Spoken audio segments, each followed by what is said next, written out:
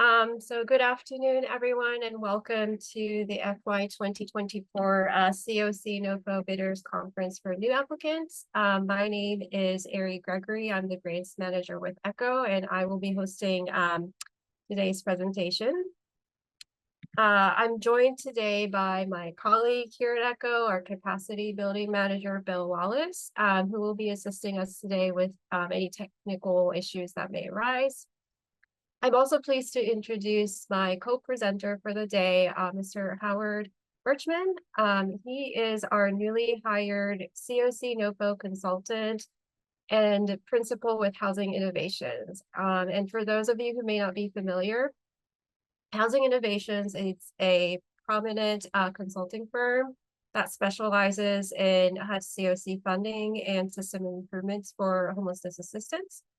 Housing Innovations has extensive national and international experience offering technical guidance and training to enhance CoC's effectiveness and to secure funding.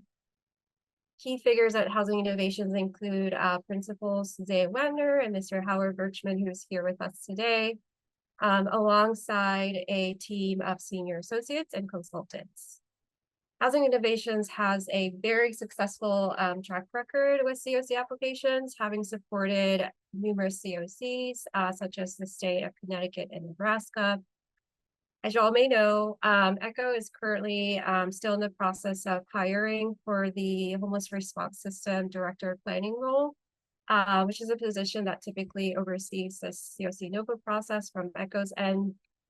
And so we here at ECHO are super excited to have Howard's support and expertise this year as a team, and we are looking forward to continuing to collaborate closely with Howard as we are quickly approaching the submission deadline for our CoC's collaborative application October 30th to HUD. And so before we begin, I wanted to go over just a few quick housekeeping notes before we begin. So first off, as you may have noticed, this webinar today is being recorded.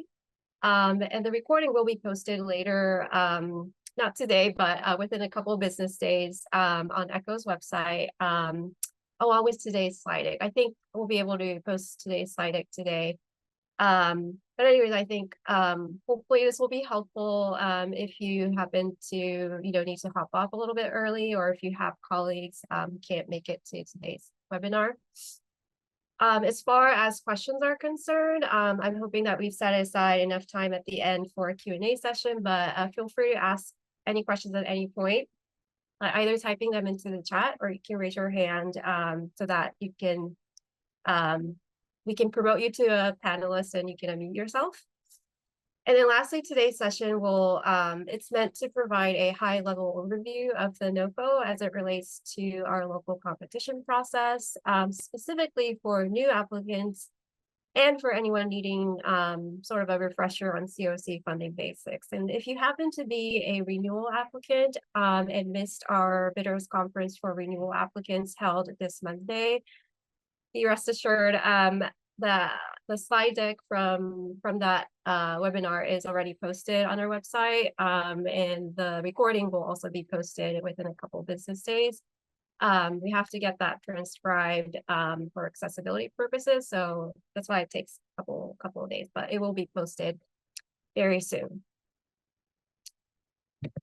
Okay, so let me go over today's agenda real quick. So we're going to start first by, because this is a webinar for new applicants, I'm just going to go over quickly the basics of the CoC program NOFO. After that, I'm going to hand things over to Howard just for a bit so that he can talk about HUD's current policy priorities and key program highlights related to homelessness. After that, we're going to go over some just high-level overview of the significant changes between this year's two-year NOFO, the FY24, FY25 NOFO versus the FY23 NOFO from last year. And hopefully this will kind of help you all understand what's new this year as far as requirements, updates, and adjustments in the application process is concerned.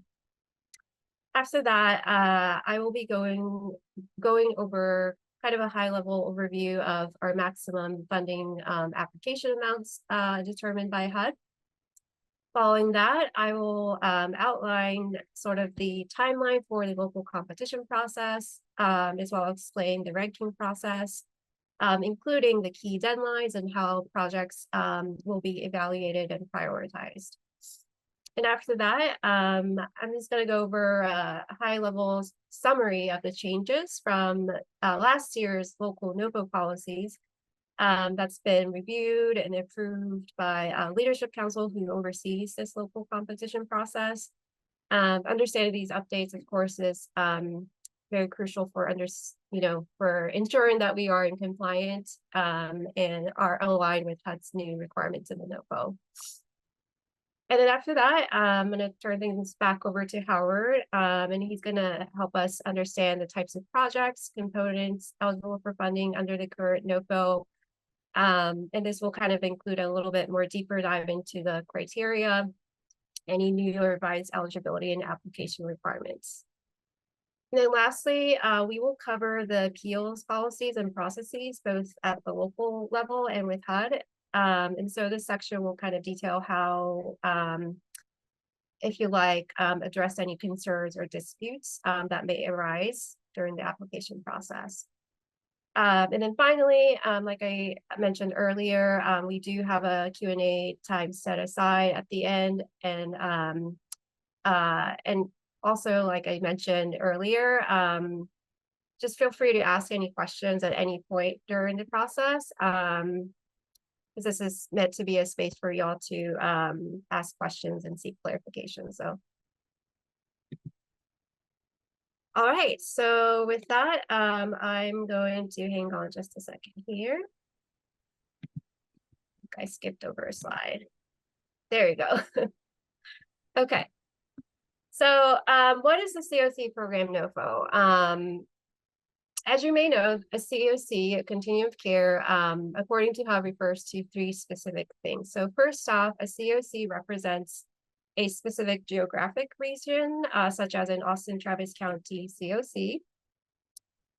CoC is also oftentimes referred to as a group of local organizations, agencies, stakeholders, individuals interested in working together to address and end homelessness in their local community.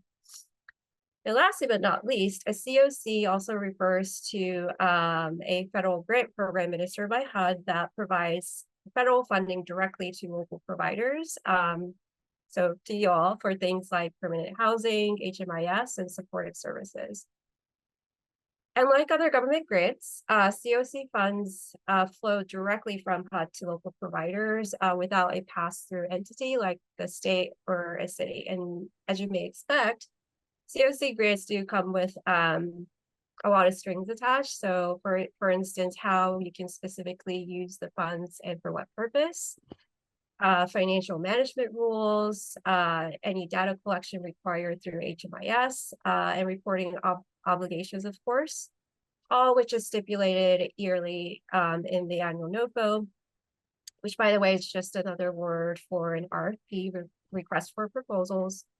And this NOFO details the available funding, application requirements, and competition processes. And speaking of competition processes, CoC funding is typically awarded as a one-year grant, meaning that these grants must reapply annually if they wanted to retain their funding.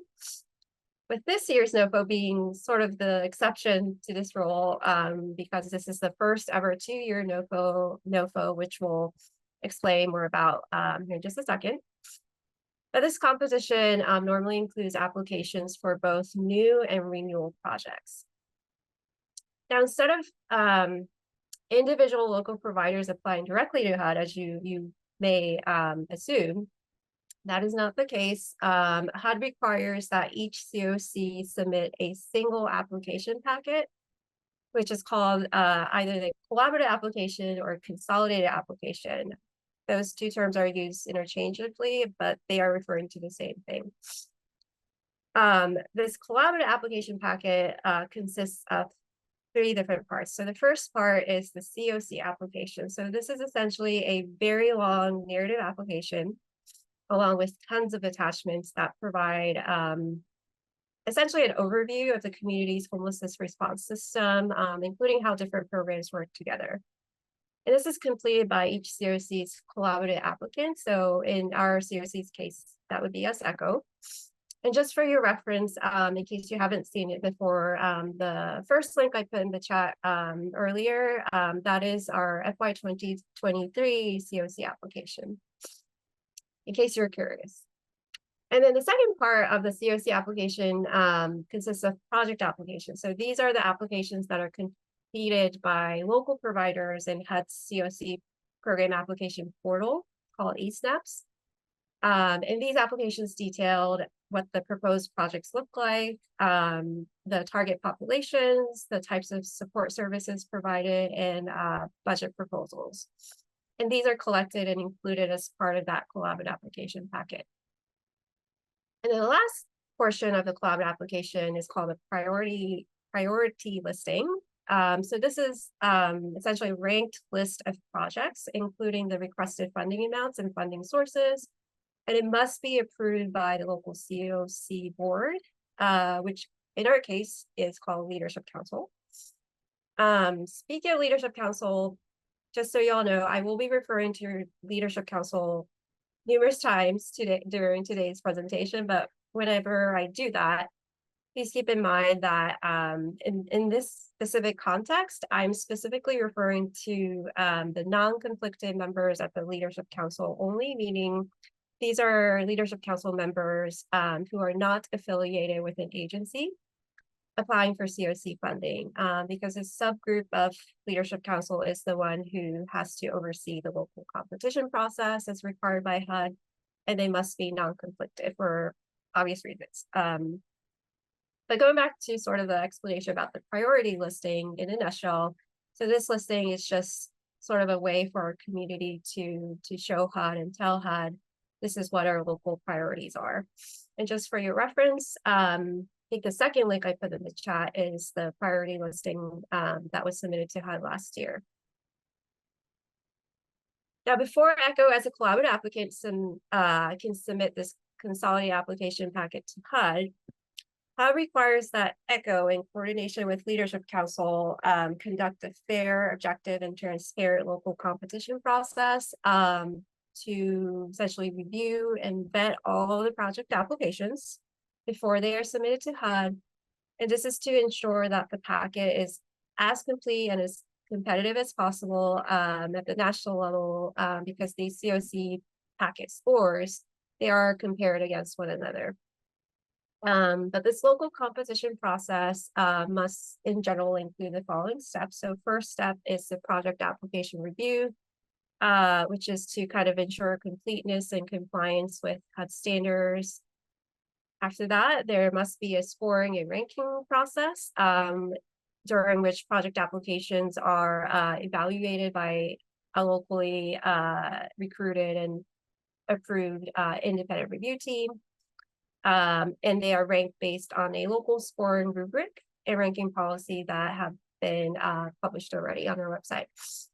And the last piece of the process is the priority listing approval, where the CoC board or Leadership Council approves the finalized priority listing, which is then included as part of that collaborative applications packet submitted to HUD. And once HUD receives that packet from CoCs, HUD basically uses the CoC's priority listing and the CoC application score, the rating factors of which are published every year in the NOFO, to kind of help them decide which projects receive funding. And so in general, the higher the score on the CoC application, the better the chances of receiving funding. And so this means that achieving a high score on the CoC application is very crucial for securing funding, because HUD's funding decisions are influenced by both the priority listing and the CoC application scores. So I know that was a lot, but those are the basics. And with that, I'm going to turn things over to Howard just for a sec to kind of help us walk through HUD's policy priorities and what's new with this year's 2-year NOFO.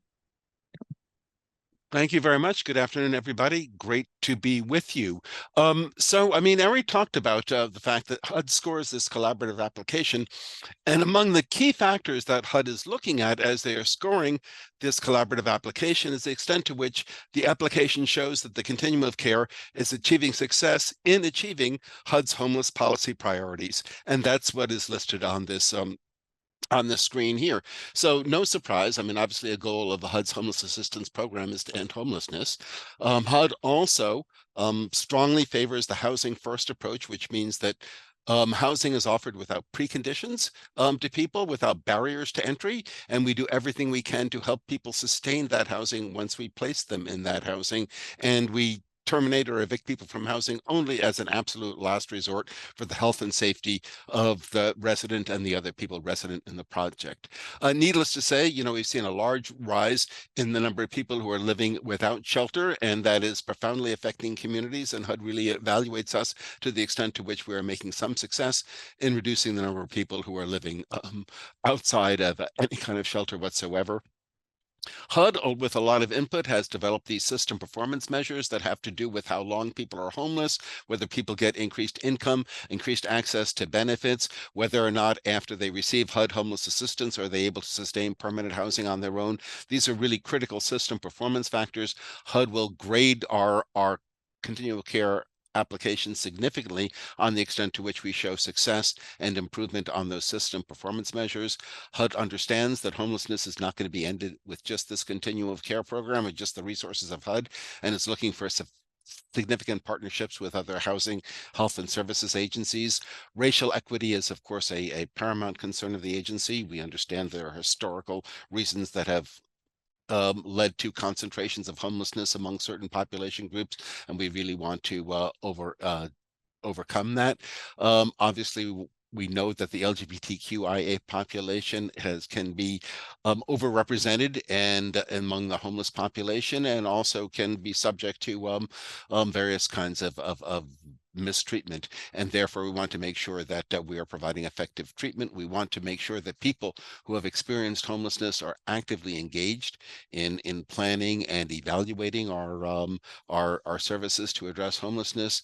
And a new policy priority for HUD this year is building an effective workforce, understanding that ending homelessness requires the dedication and involvement of people staffing the homeless assistance organizations, and that for too long we really haven't paid enough attention to our workforce, either in compensation, benefits, skills advancement, professional development, and that it's really important to focus in on our staff, or else we won't be able to help the people that we're helping.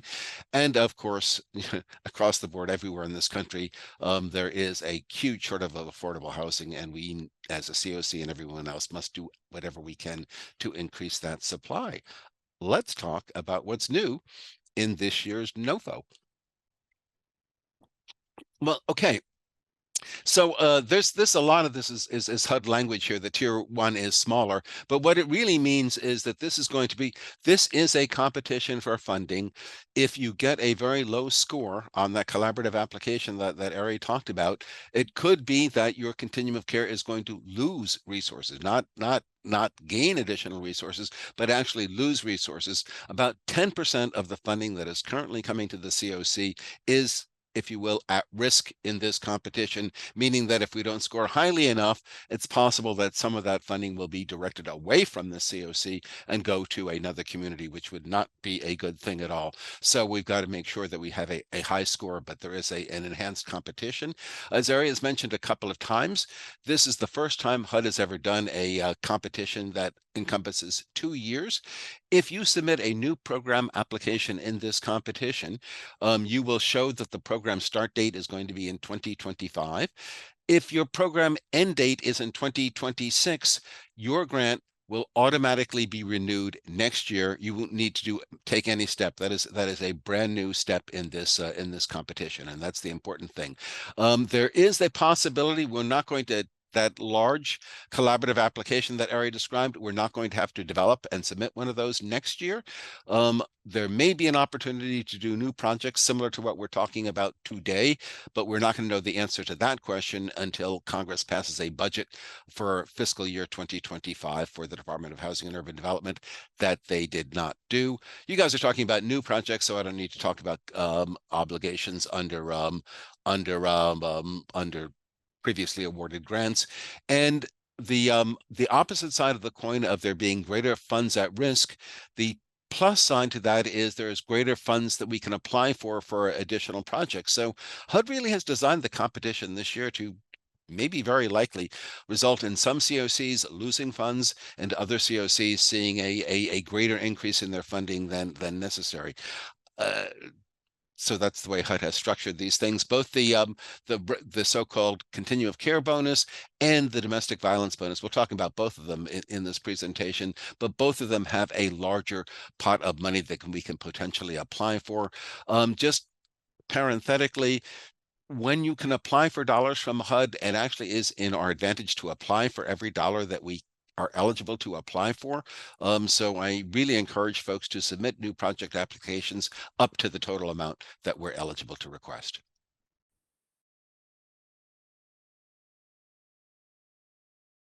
Awesome. Thank you so much for that great overview, Howard. And here's the funding. Yes. Yes. So here's the high-level overview of the anticipated maximum application amounts based on the latest ARD report, the annual renewal demand report released by HUD last week. I did put the link in the chat. I think it's the third link for your review. So this report is released by HUD each year during the NOFO, and essentially informs each CoC the maximum amount of funding they are allowed to apply for based on HUD's very complicated funding allocation formula, essentially based on community need. We're not going to have time to go over that formula, but in case you were interested in kind of learning and reading more in depth about how HUD exactly comes up with these funding allocation amounts, I put another link in the chat, which is the fourth one. I found that recently and found it really helpful. So hope y'all will read that as well.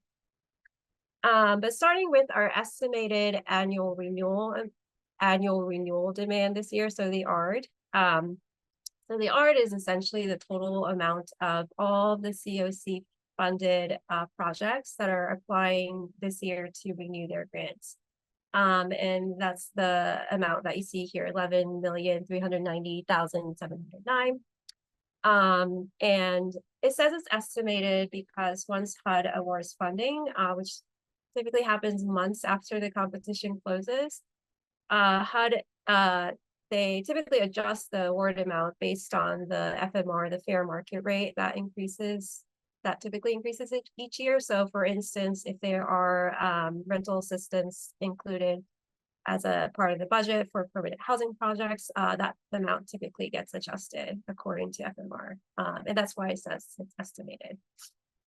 Now the amount below that is the CoC planning grant, and that amount is $569,535. This is a type of grant that supports our CoC's planning activities. So for instance, coordinating the CoC governance structure. And it's something that ECHO, as the collaborative applicant, is only eligible to apply for. And this amount is also set by HUD or determined by HUD in the ARD report. And it does represent a slight increase from last year. And just as an FYI, this grant amount is excluded from the competitive tiered funding process, meaning it will be automatically funded by HUD upon application.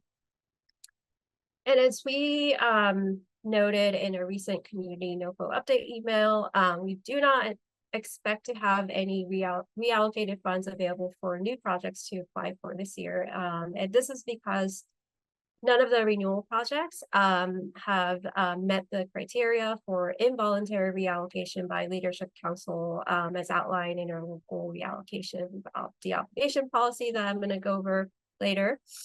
Nor have these projects expressed an intent to voluntarily reallocate funds.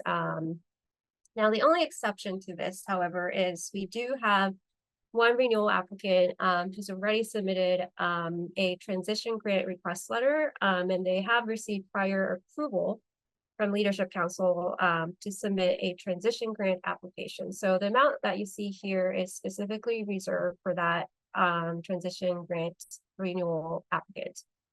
And I'm not going to go too much into detail because the transition grant process is only available to renewal applicants, and we explained that extensively in that bidders conference we did on Monday. But just as an FYI, transition grant process is just, in short, it's just a way for a renewal applicant to try to change their project component type during the NOFO process. So for instance, if there was a rapid rehousing project and they wanted to change it to permanent supportive housing, they can do so by voluntarily reallocating their funds to create a new project, a new transition project during the competition process.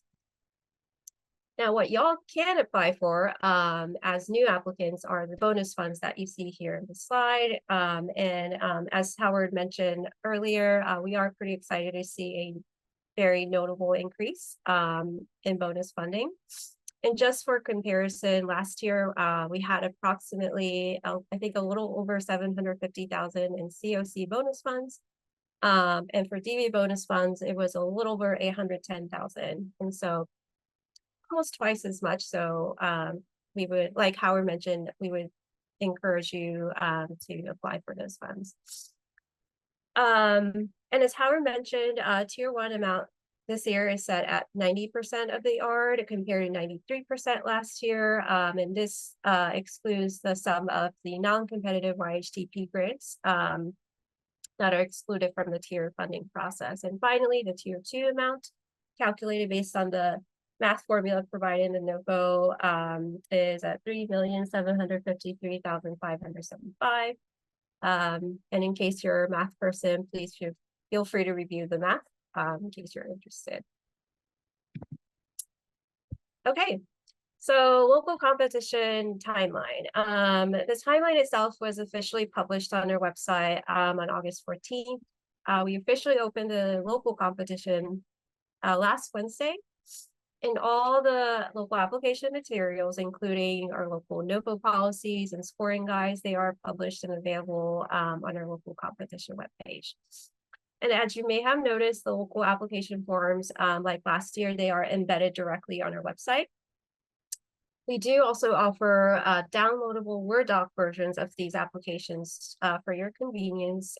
So just as best practice, we do recommend starting with the Word doc first to draft your application and then transferring it to the web form once finalized, just because the web form itself can't be saved as you go.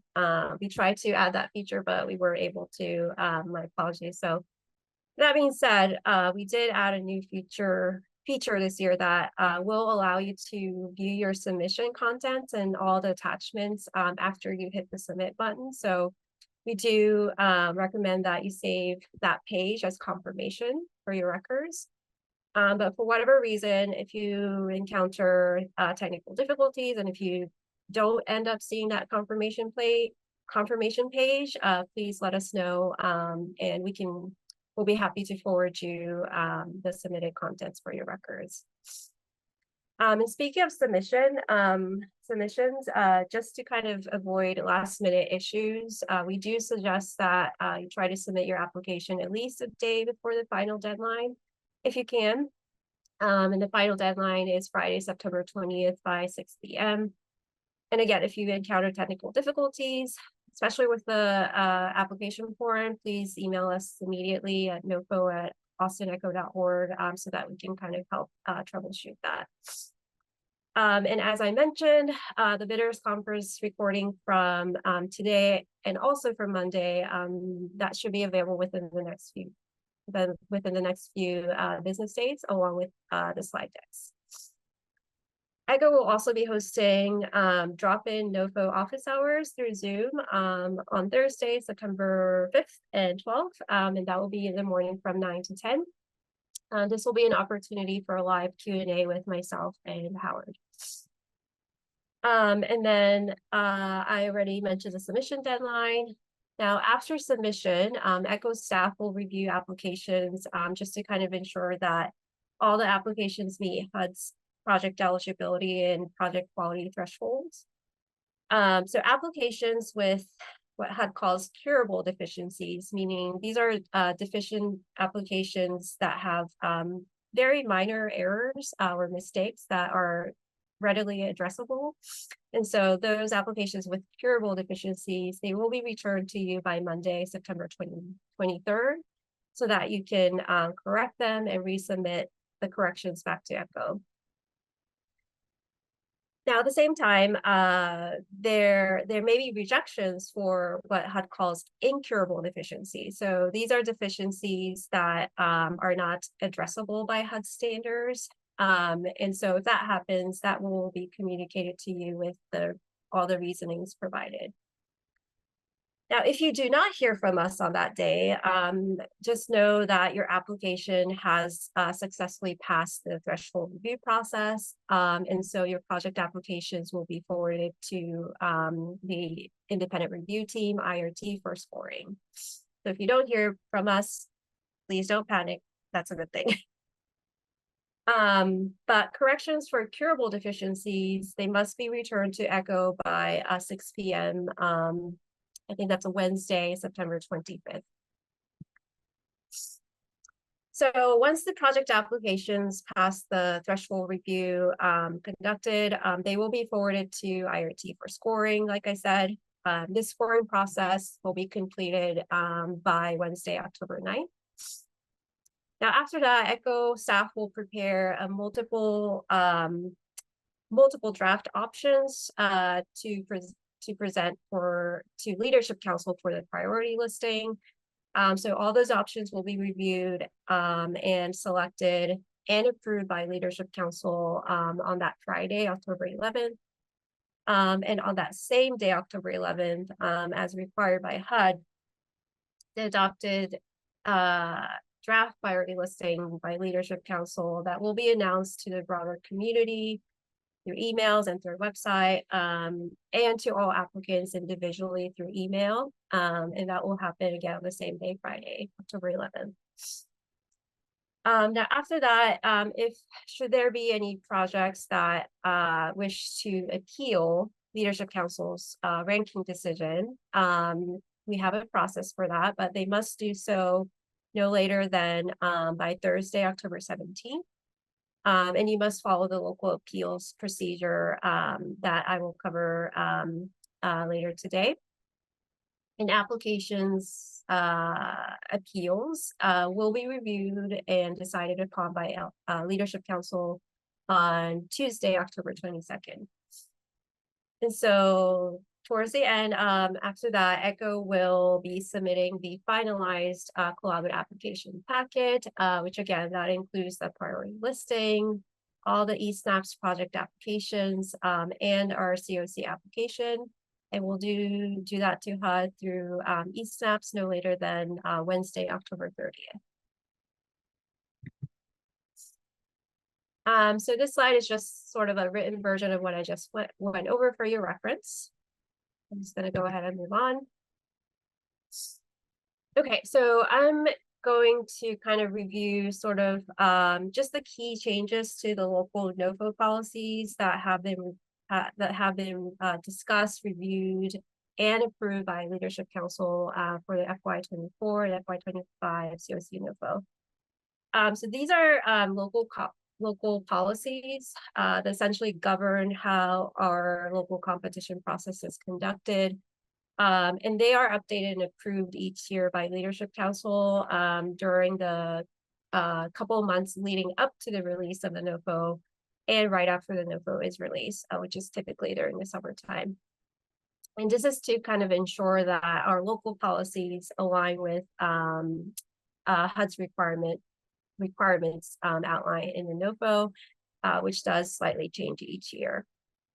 And so I'm not going to have the time today to review the entirety of these policy documents. So if you haven't had the chance to do so already, we would strongly encourage you to download. There's 3 policy documents on our CoC webpage and review them because they do contain very important information as to how our local competition process will be conducted. But what I will be going over today is just to provide, again, like a high-level overview of what's new in these policies this year in comparison to last year's policy. And so I'm going to start with the FY24 review, scoring, and ranking policy.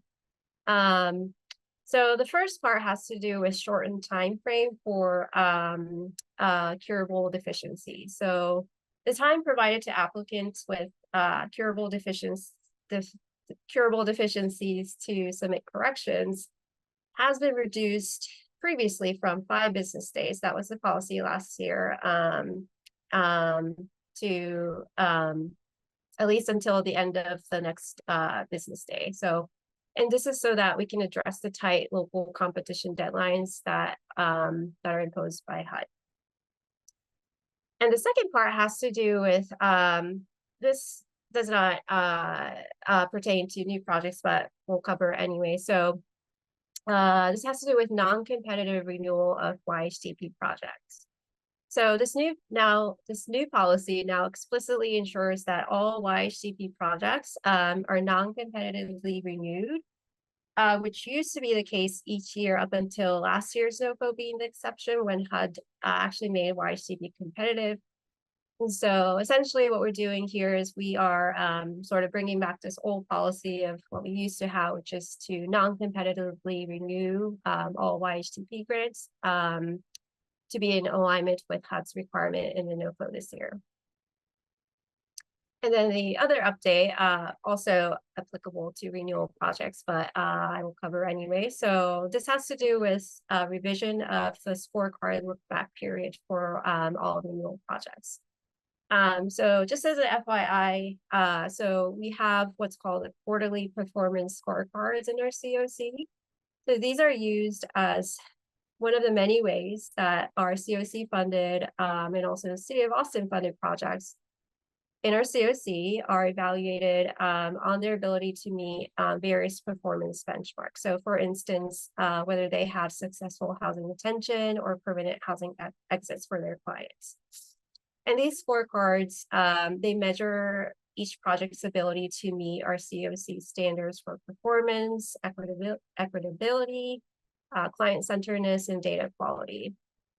And scorecard performance over the years used to highlight strengths, challenges, and areas for growth over time. Now, these scorecards are completed quarterly by select grant recipients, and they are monitored by ECHO, with their results averaged across 4 quarters to rank the projects during the annual CoC competition.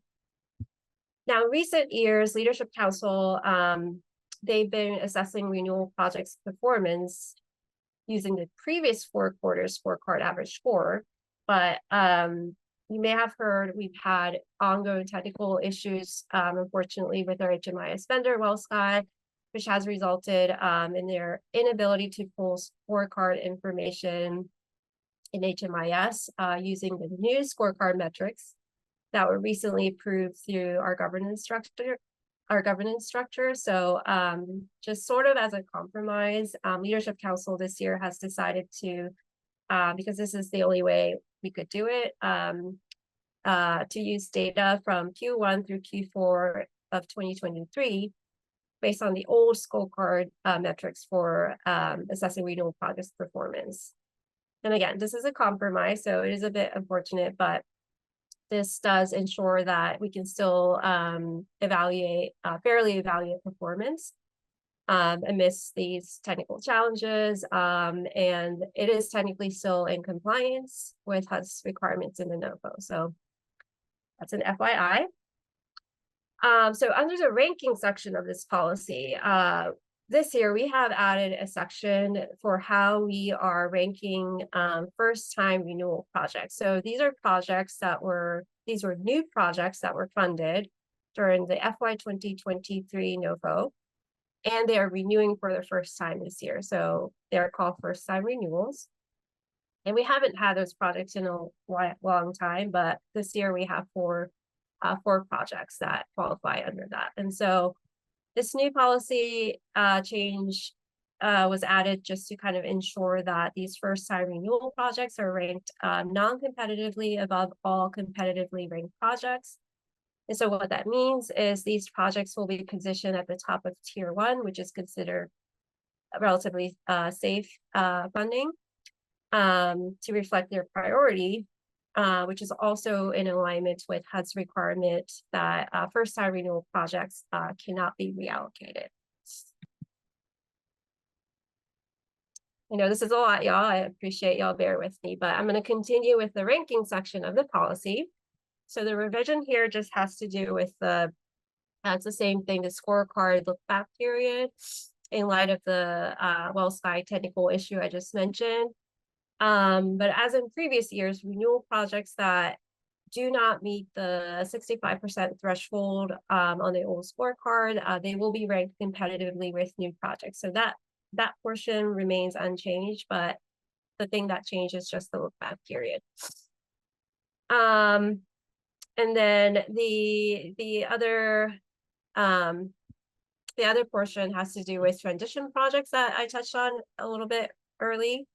So Leadership Council this year has introduced a new ranking policy for transition grades, which is a change from previous years. And here's kind of how it works. So if transition grants whose renewal projects that are being voluntarily reallocated and meeting the 65% threshold, they will be ranked above all new projects.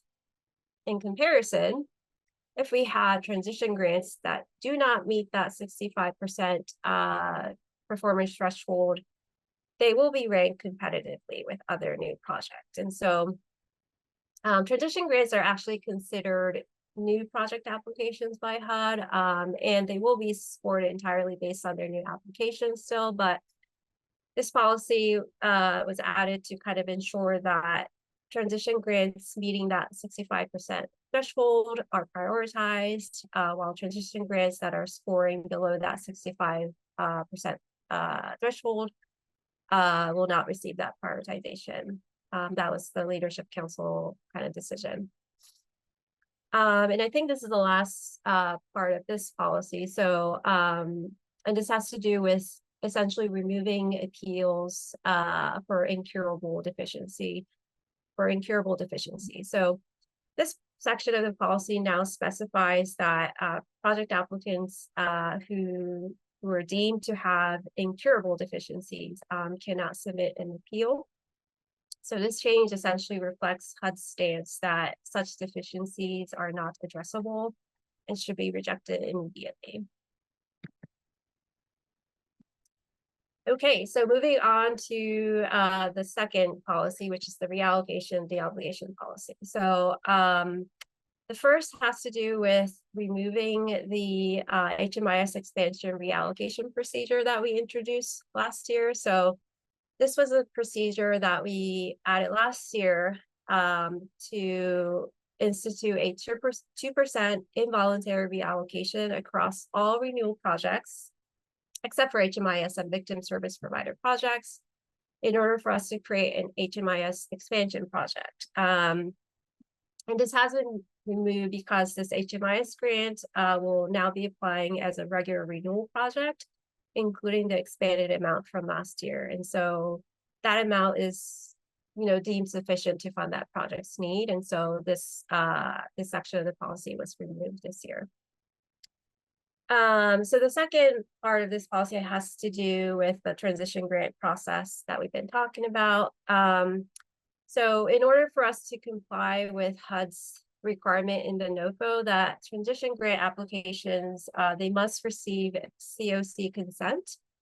Leadership Council has clarified that process for renewal applicants seeking to voluntarily reallocate their renewal funding to change their project component type.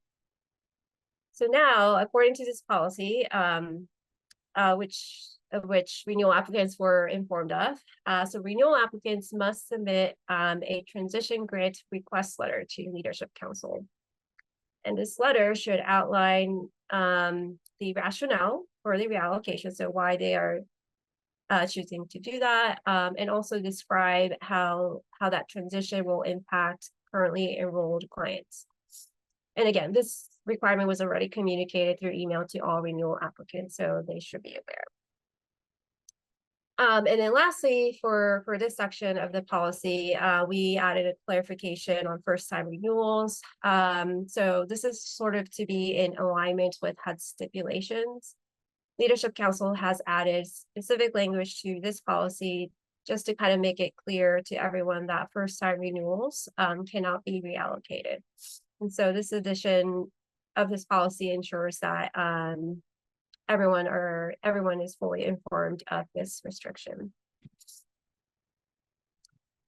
Okay, so this is the last policy we have. It's called the FY24 Community Funding Priorities, and this is specifically for new projects. So permanent supportive housing, PSH, remains a priority for this year's NOFO, like it was last year. However, the scope has been expanded. So in addition to site-based PSH projects that were the priority last year, submissions for scattered site tenant-based PSH projects are also welcome this year. And I wanted to add two sort of disclaimers here, as it was suggested by Howard a couple of days ago. So one has to do with, it's maybe obvious to some folks, but it may not be so. So the first has to do with if you're submitting PSH projects, please only request non-capital costs. So again, it may be clear to some folks, just kind of given HUD's very limited maximum funding application amounts.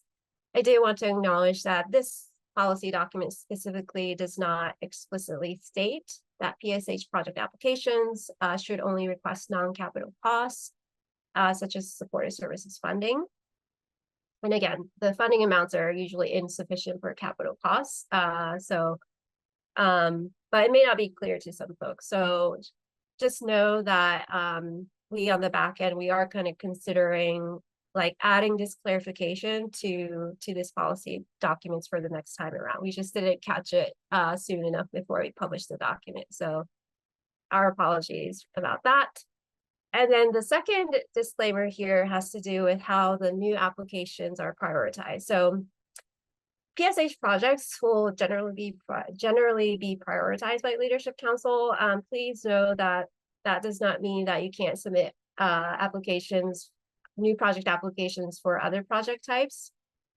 So this means that Leadership Council will prioritize PSH in general wherever feasible, but they may still consider other project types, especially if they enhance the competitiveness of our collaborative application. So just as an example, DB bonus projects, so project applications that are going for the DB bonus funding, they cannot submit an application for PSH. HUD doesn't allow that. They only allow applications for SSO coordinated entry, SSO CE projects, rapid rehousing projects, or joint transitional housing to rapid rehousing projects. So just know that these kinds of constraints, they will be factored into Leadership Council's decision-making process when they review the priority listing to HUD. And then lastly, I also wanted to note just some additional priorities identified by Leadership Council as listed below, and they are also detailed in this community funding priorities document. And this section actually remains unchanged, so it's the same from last year. But they are sort of embedded as part of our new local application questions, just to kind of ensure that we are still incorporating these additional priorities as well, in the form of trying to add more points to the new local applications that reflect these priorities. Okay, so with that, I'm going to turn things over to Howard, who will kind of be walking us through the various eligible project component types, including participant eligibility requirements. Okay, hi everybody. Welcome again. could you go back for a second? I'll just talk about that cover slide. There we go. So again, we are talking about new project applications. You can apply, obviously, under the Continuum of Care or the DV bonus allocation. One of the things you can do under either of those pots of money is apply for an expansion project. I think we'll talk about that later. But an expansion project, it means you've got an existing renewal project and you want to add either additional services, additional units, or open up some additional program activities under that grant. That's an expansion. Ari talked about transition, and that's a process that's already happened, so we won't talk about that. And reallocation, as we know, are just when dollars are transferred from an existing renewal project and awarded to a new project. Okay, thank you. Okay, so under the projects that you can ask for under the CoC bonus, either the bonus or the reallocation, this is what you can spend new project dollars on. Permanent supportive housing, and we talked about that as being the key priority for the CoC. Rapid rehousing is an eligible activity. If we're talking about, this is the CV bonus to do. That's perfect. Rapid rehousing is also an eligible activity.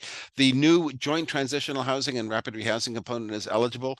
HMIS is only eligible for the HMIS lead agency. Any organizations doing a new project application may include among their eligible activities and the budget lines for their cost of contributing data to the HMIS system, but the only ones who can apply for a grant under the HMIS funding component are the HMIS lead designated by the CoC.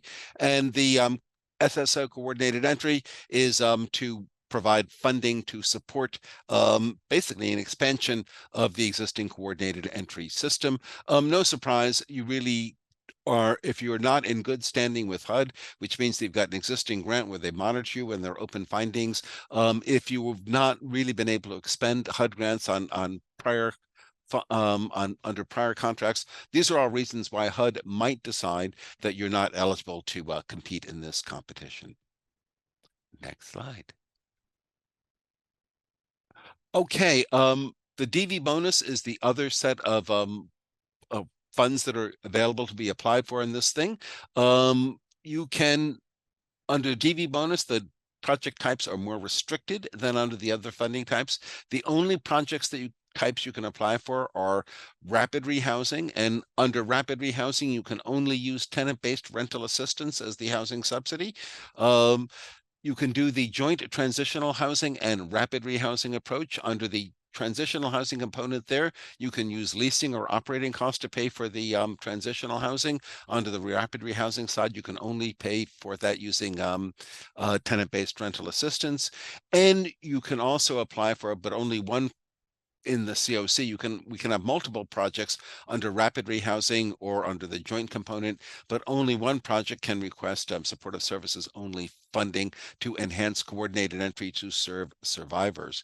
You can apply, again, multiple projects. Every project under the DV bonus, this is not a requirement of the CoC bonus, but under the DV bonus, the minimum project size is $50,000. And again, you cannot combine DV bonus projects with a reallocated or CoC bonus funds. If you're doing a DV bonus application, there are additional questions that have to be answered, which we're going to ask you to provide the information. That some of the required information for the DV bonus applications is actually provided to HUD in the CoC collaborative application itself. And every DV bonus project has got to have victim-centered practices, follow trauma-informed care, provide appropriate confidentiality, and like all CoC-funded projects, follow the housing first practice. Basically, projects will apply as a DV bonus project. If HUD finds that they do not meet the criteria for a DV bonus project, HUD will not select them as a DV bonus project, but they might be awarded in the competition under the CoC bonus category. Next slide, please. Again, permanent supportive housing that only applies to reallocated or CoC bonus funds. I think we've been very clear about this. It's the only people that you can serve. Basically, everyone that you serve has got to be referred through coordinated entry, but that's across the board on these projects. But the only people that will be referred to you are people who meet the definition of chronically homeless or HUD's new category of dedicated plus. Even though those people are referred to you, you're still going to have to maintain your documentation that folks meet those criteria, and failure to meet the documentation could have dangerous repercussions down the road. So pay careful attention to the eligibility criteria under permanent supportive housing. Under permanent supportive housing, you must meet the HUD homeless definition. You also must have a disability. That must be the head of household with that disability. You have to document both their homelessness status and their disability status in your program files, or again, HUD on monitoring will not be happy at all. We use a housing first approach, which means that you must proactively offer and seek to engage people in supportive services, but you cannot condition entry or continued participation in the program on participation in those services. You have to, in permanent supportive housing, offer a housing subsidy through rental assistance, but you can leverage that rental assistance through some other sources and just use CoC funded resources to pay for the accompanying supportive services. As we said, you have to accept all referrals through the coordinated entry, and every project has got to follow those housing first practices. Thank you. Rapid rehousing, again, it is a permanent housing, but it's time-limited permanent housing. Unlike permanent supportive housing, there is no requirement that folks have a disability. They just have to meet the homeless definition. However, the amount of assistance is limited to no longer than 24 months. Generally speaking, HUD prioritizes folks who are able to have folks attain long-standing independent permanent housing in less time than 24 months. Like permanent supportive housing, every rapid rehousing project has got to accept referrals through coordinated entry and follow housing first. Remember, as I said before, under the rapid rehousing approach, the only kind of assistance you can offer is tenant-based rental assistance. That is when your participant is entering into a lease agreement with the program landlord, and your agency is subsidizing the difference between that participant share. Well, basically your CoC's written policies as to how much rent a participant in rapid rehousing needs to pay, and provides that assistance to the landlord. Next slide, please. Okay, so now there are varying grant terms that you can apply for new project terms, but for the most part, folks, you're going to be applying for a one-year grant term. The only difference is if you're doing a new project and it's the first term of a new project, you are allowed to apply for between 12 and 18 months for the first term of a new project. Unless it's an expansion project. If it's an expansion project, you can only request 12 months of assistance and a one-year grant term. But if you're not expanding, you can request, and it's an initial grant term, you can ask for more than 12 months for that initial term.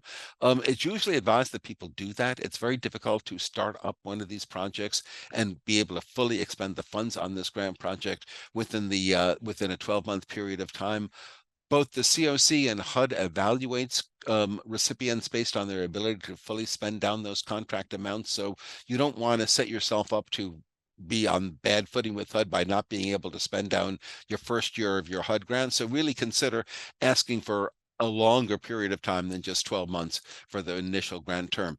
Now, these things are also talking about, you can indeed request for multiple years on other grants, but generally speaking, that's not recommended because all of these grants are renewable as long as you're not asking for those so-called capital cost items, which is new construction, rehabilitation, or acquisition. And HUD has a separate funding opportunity to cover those costs this year. So these continuum of care funds really shouldn't be used for that purpose.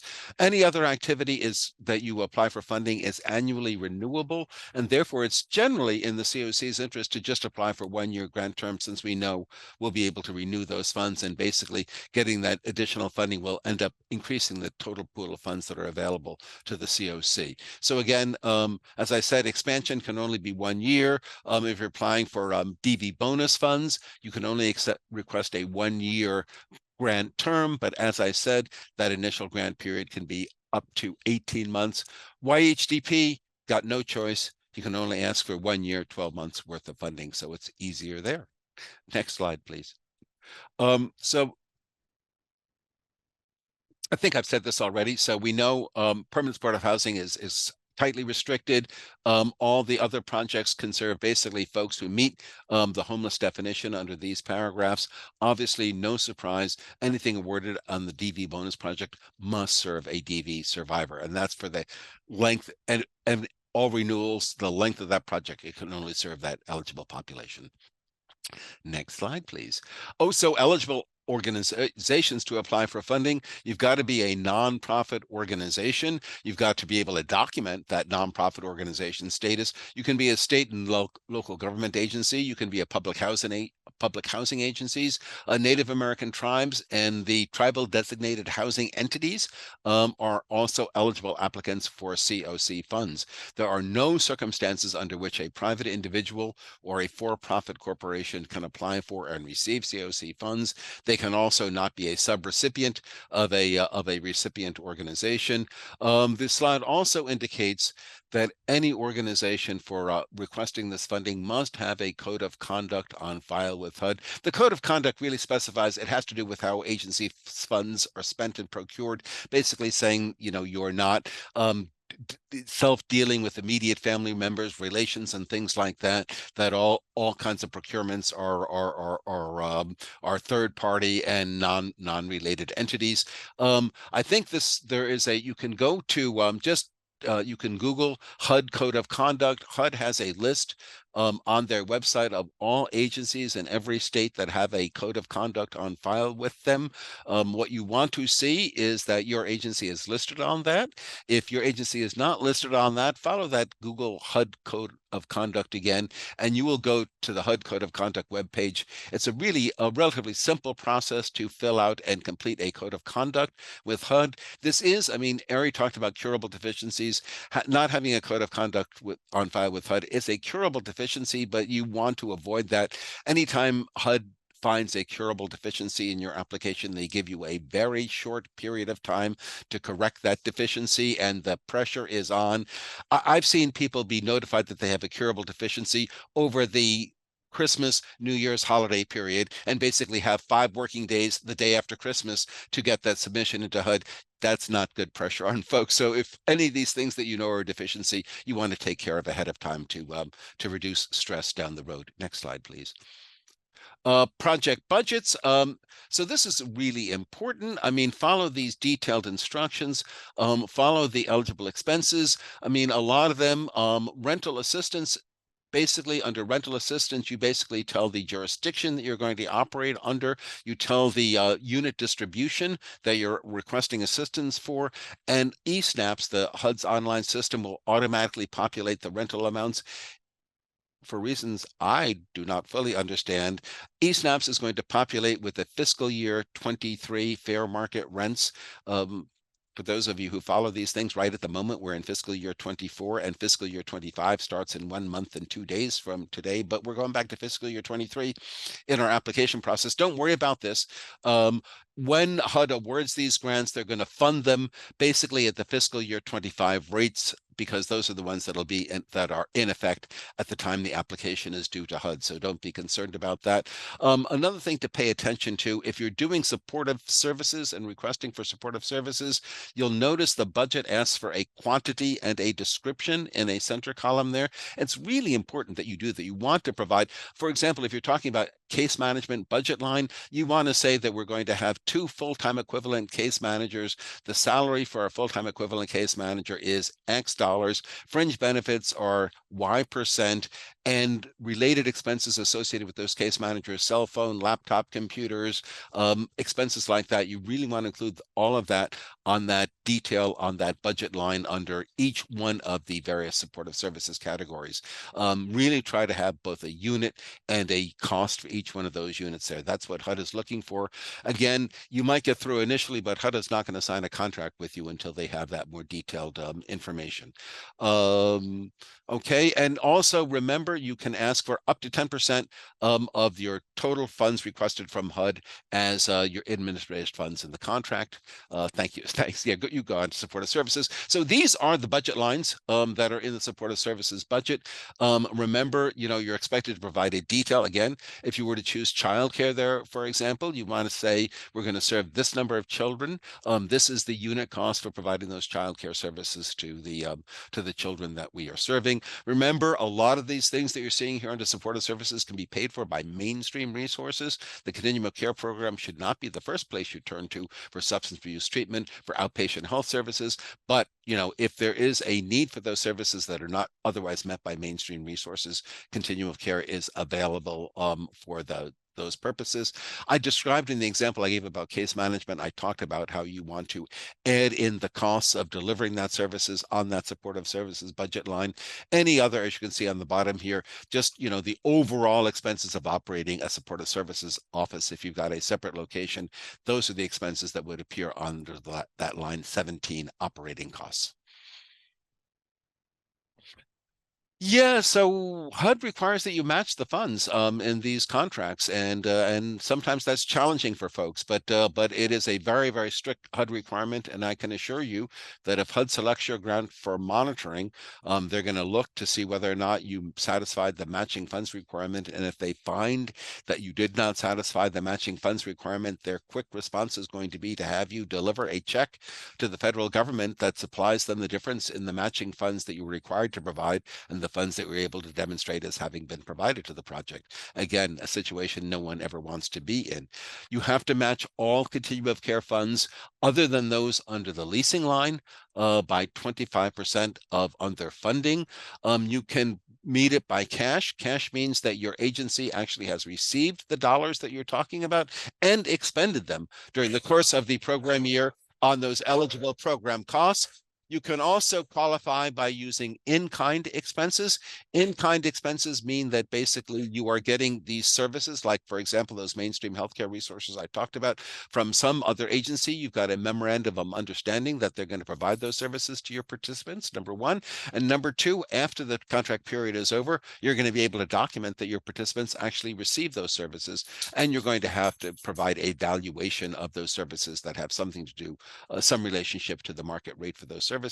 You can provide that, but the cash or in kind or both.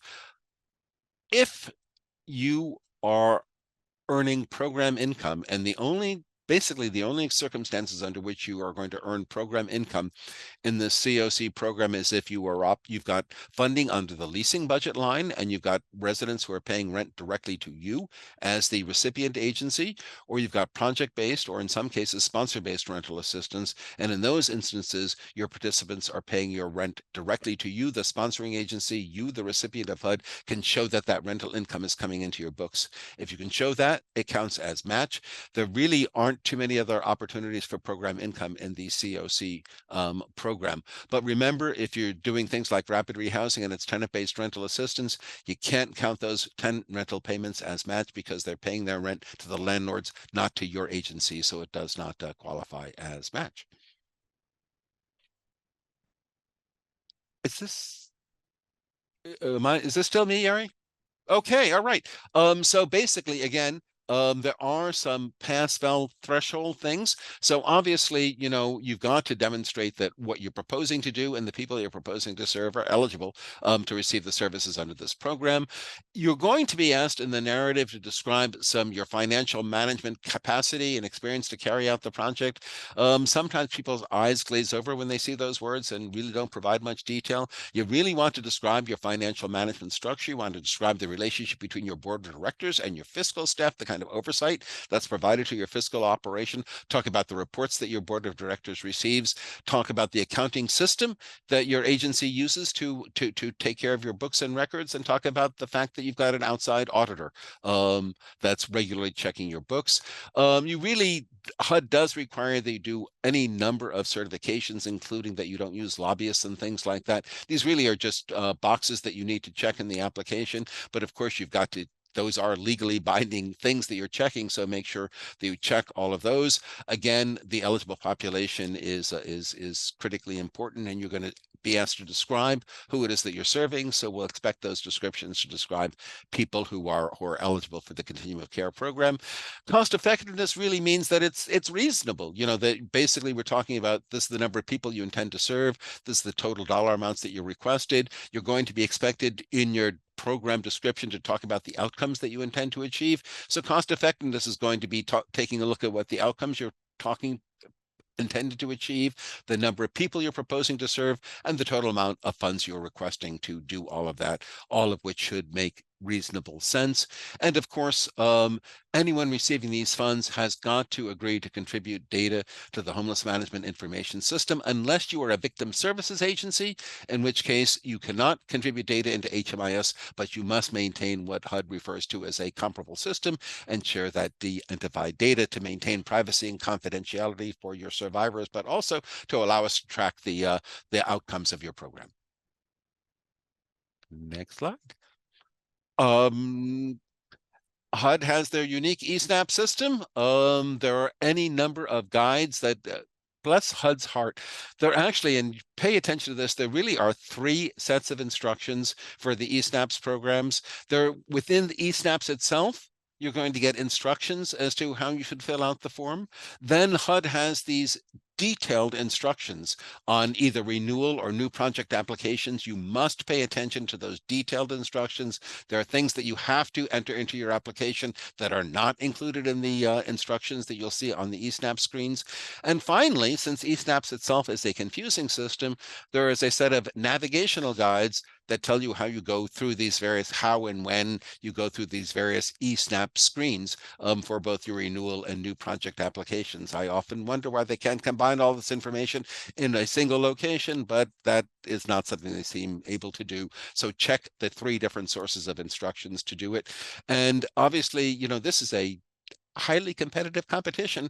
So deadlines are extremely important. The HUD deadline is immutable. You miss the HUD deadline and you're goner. We're, you know, at the local level, we have to be kind of similar to that. So if something is due by 5 p.m., it is due by 5 p.m.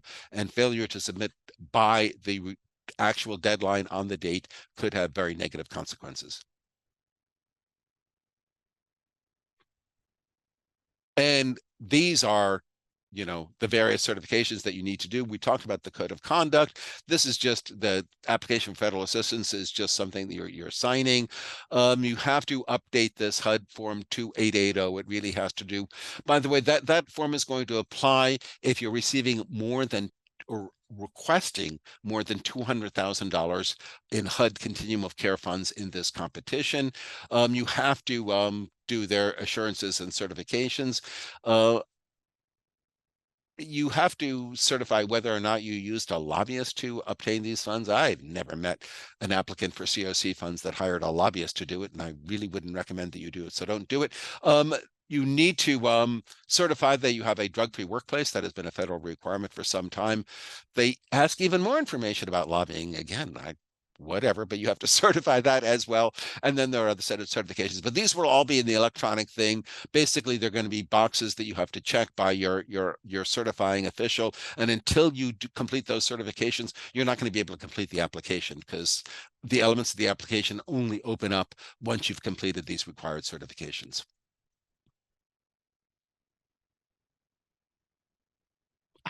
All right.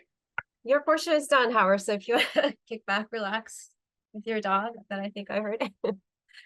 All right. So as I mentioned earlier, when I went over the local competition timeline, we do have a local appeals process. And that process will be available once the draft priority listing is approved by Leadership Council and released. Again, that will be Friday, October 11th. So at that time, all applicants will be notified of what their ranking or status is.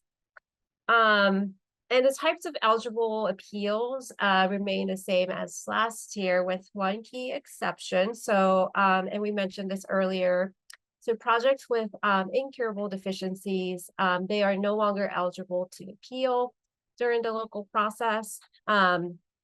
And so the eligible appeal scenarios include the following 3 types you see on this slide. So first scenario is for projects that are not funded, meaning their application was rejected, or they received less funding than the amount in the application. Second scenario is for renewal applicants whose projects end up in tier 2 of the priority listing, meaning their funding is at greater risk because there's a lot more competition in tier 2. And then finally, for projects that essentially end up straddling between tier 1 and tier 2, which could also put their funding at risk. And so, again, these are the 3 scenarios that would be eligible to appeal to Leadership Council if desired. And so here's kind of the timeline here locally. Again, the appeals process will begin immediately after the draft priority listing is posted publicly and communicated to all applicants. That will be Friday, October 11th. The submission deadline for your appeals will be 6 p.m. Thursday, October 17th. After that, as I mentioned earlier, Leadership Council will be reviewing all submitted appeals, and they will make decisions on all the submitted appeals. And they will be doing so by Tuesday, October 22nd. And then applicants will receive notification of Leadership Council's decision along with the reasoning behind that decision by Tuesday, October 22nd. And in case you are not familiar, this is outlined in one of our policy documents, but this is just a brief overview of how the local appeals process works. So appeals must be submitted in writing on the applicant agency's letterhead. This letter should clearly outline the facts, evidence, and specific issues being contested. And then Leadership Council will communicate its decision in writing to the appealing applicant before the collaborative application submission deadline. We do plan on providing this notification well in advance, and a notification that ECHO will be providing will ensure that all appealing applicants receive proper notification of Leadership Council's funding decision, including the reasoning. And as far as any assistance with appeals are concerned, you are allowed to request a summary of the scoring information from ECHO staff prior to submitting your appeal. But please note that individual IRT member scores will not be disclosed. Now, beyond this local appeals process with Leadership Council, applicants do have the option to further appeal Leadership Council's decision. And they can do that directly to HUD if desired. And so with HUD, applicants have 2 distinct options to do that if they wanted to essentially escalate beyond the local appeals process. So the first option is to appeal as a solo applicant. So this is a scenario if an applicant believes that they were denied a reasonable opportunity to participate in the local competition process. In those cases, they can appeal directly to HUD as a solo applicant.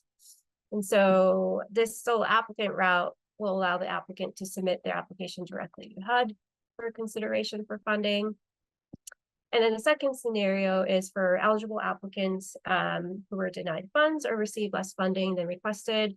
They may also appeal directly to HUD.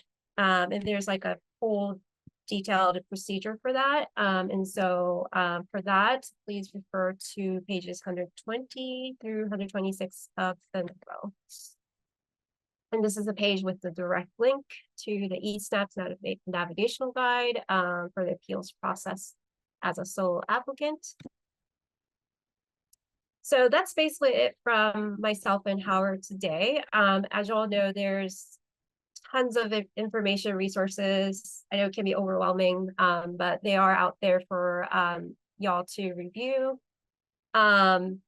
So, and we kind of mentioned this already, but we do encourage you to read like the navigational guides and detailed instructions. I don't think the navigational guides are all posted just yet, but I believe the detailed instructions, they are already posted on HUD's CoC competition webpage link that you see there at the top. And so again, we do strongly encourage you all to review them if you haven't been doing so already, as you're completing the ESAPS application, because they do contain really helpful like tips and hints on how you can actually frame your narrative responses.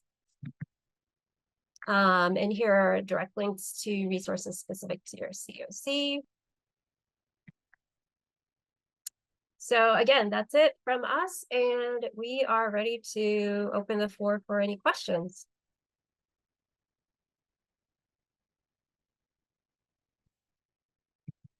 So you can, if you have a question, you can either type them in the chat, or you can raise your hand and we can let you come off mute. But if not, you are free to go.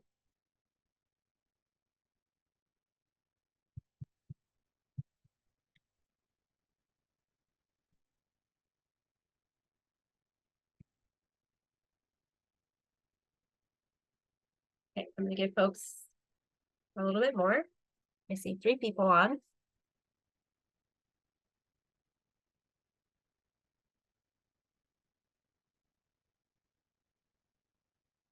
Howard, any last minute words or words of encouragement?